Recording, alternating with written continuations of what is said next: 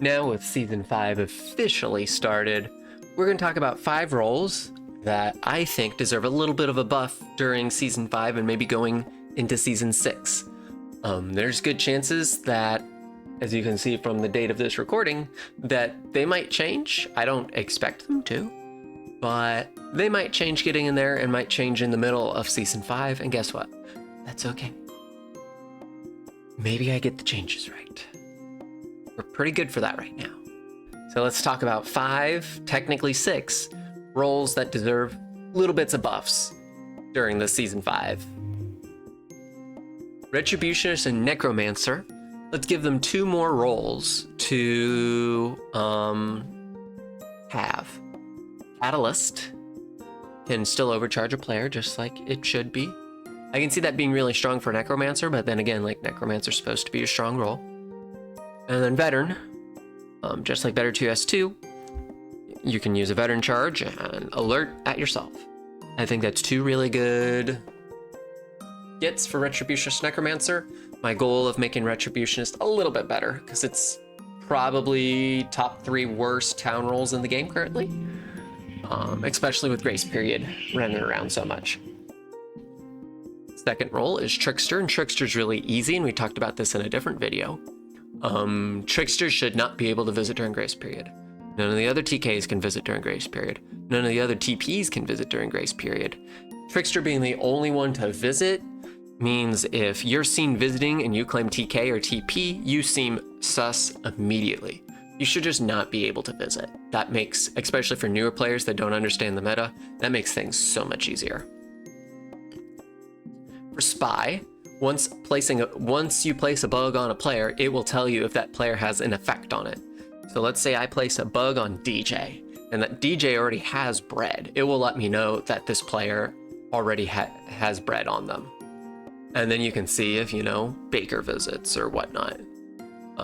Just so that you can, gives a little buff to Spy and allows you to watch, Baker, Hexmaster, Plaguebearer. Those are really the 3 ones that have outstanding effects on them. You could probably do it for Dreamweaver. You could do it for... You couldn't really do it for Voodoo Master. You could probably do it for Dreamweaver as well. It says, oh, this person has Dreamweave on them. Then you know that you save them, or this person is currently Insomniac. I think that would be a really good grab for Spy. Next is Corner.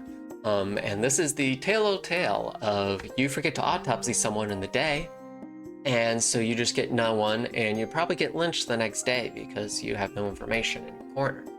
So you either it auto-autopsies all the dead rolls, or it will just select one for you if you don't select someone. If you don't want an auto-autopsy everything. I think that kind of helps Corner. And it helps the newer players, again, on Corner that just don't know to click during the day.